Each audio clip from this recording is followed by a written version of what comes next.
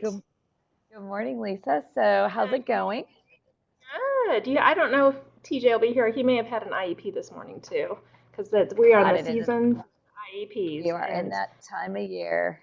I know I was invited to So, one, and I said, no, I can't be there that early. Sorry. I'll send you a written report for this kid. So, great.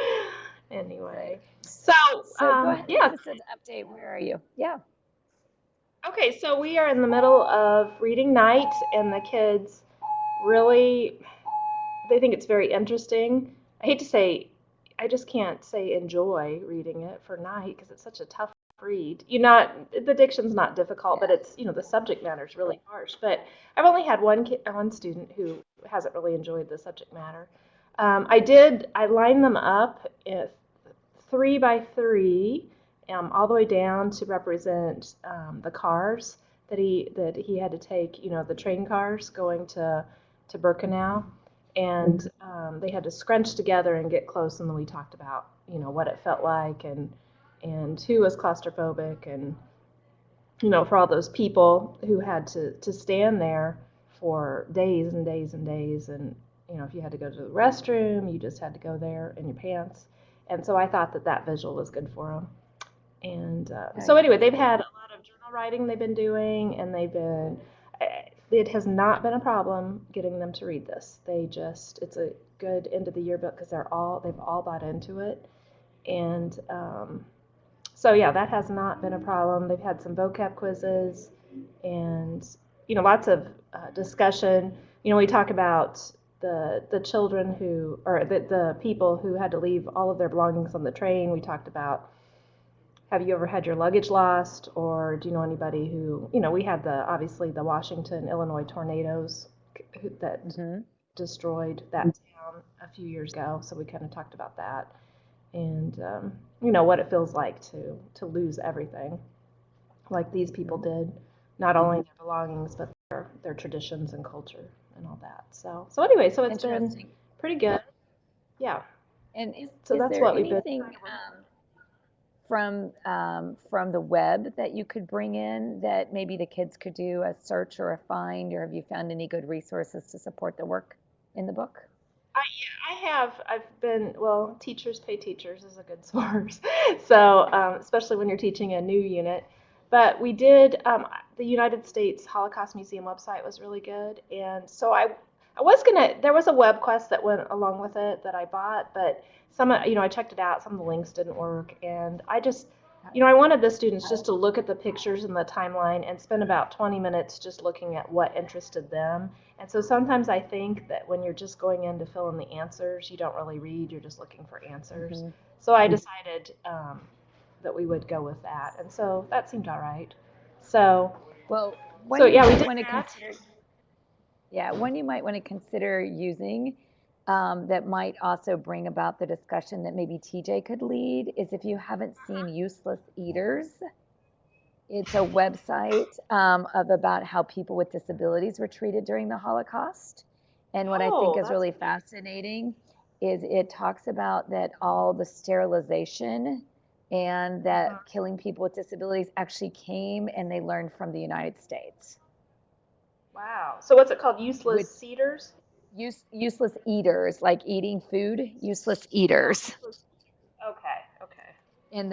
And just putting up the website alone and having a 3 minute what does that image do for you will be bone chilling with your kids. Okay.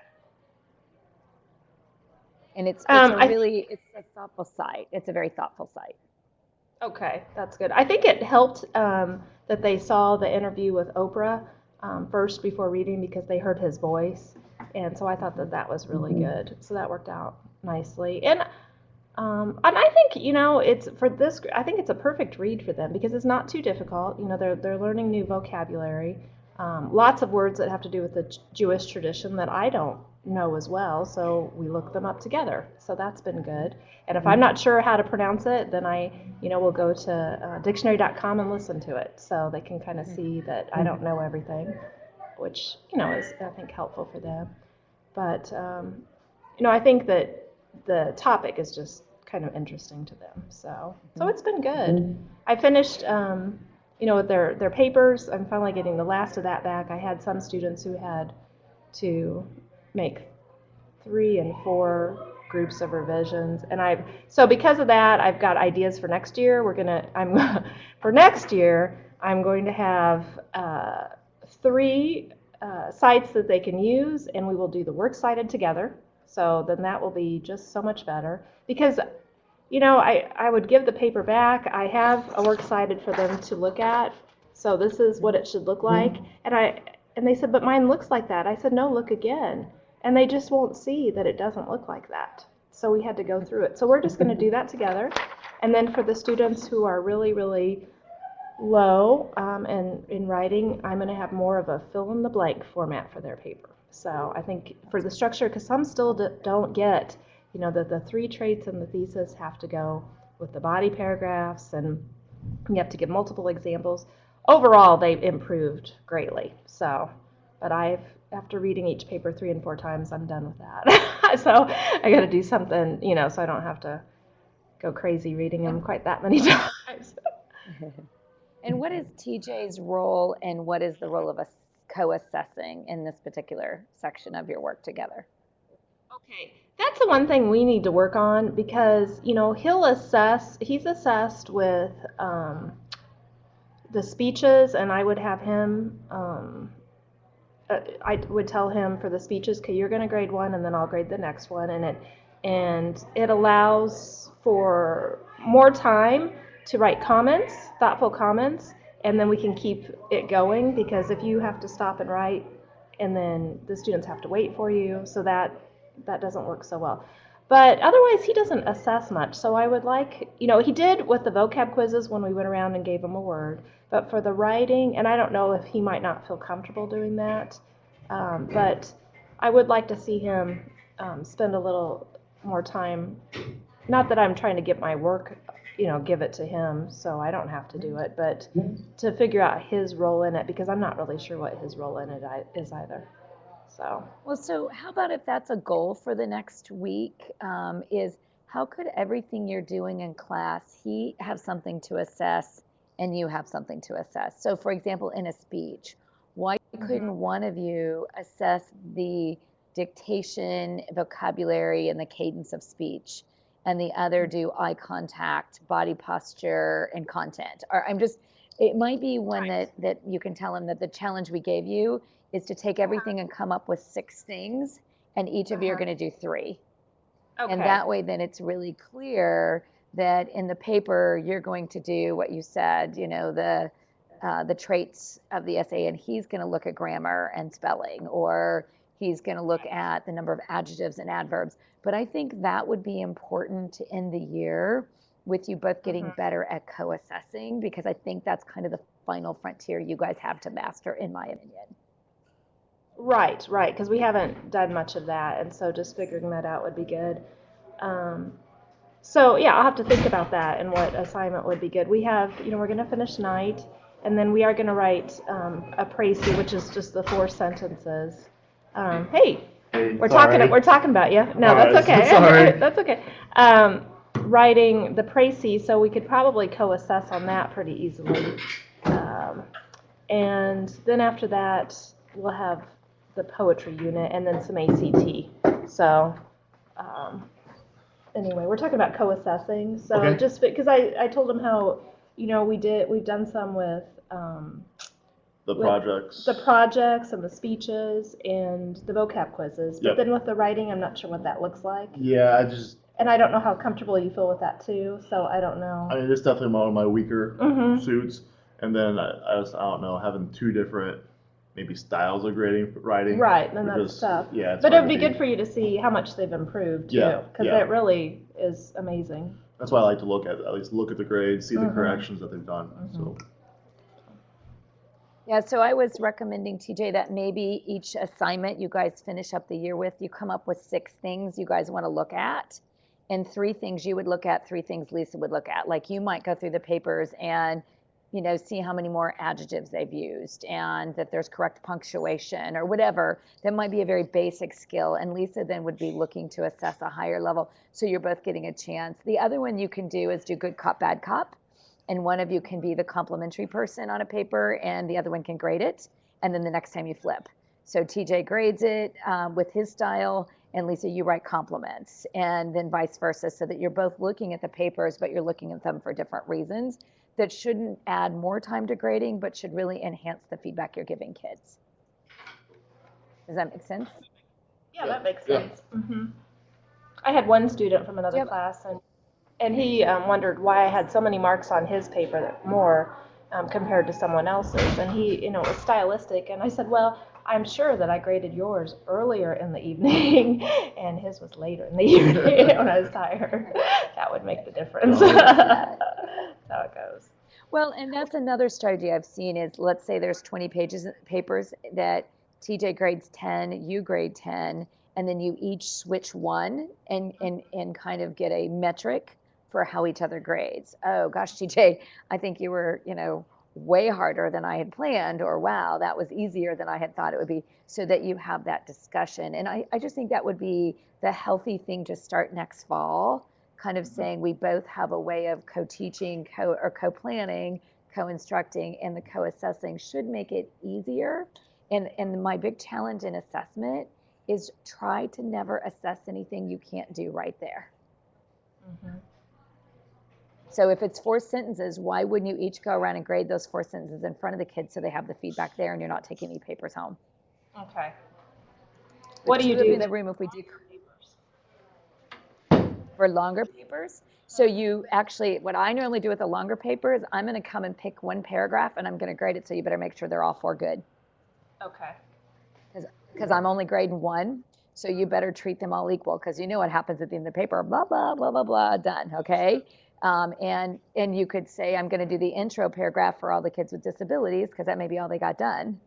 Whereas the other kids are going to grade their last paragraph. But my first paragraph was good. Yeah, but I didn't choose to do that today. So again, something that gets them immediate feedback, cuts down on your grading, and allows you both to give feedback right there in the moment. And then Jen had something she wanted to add.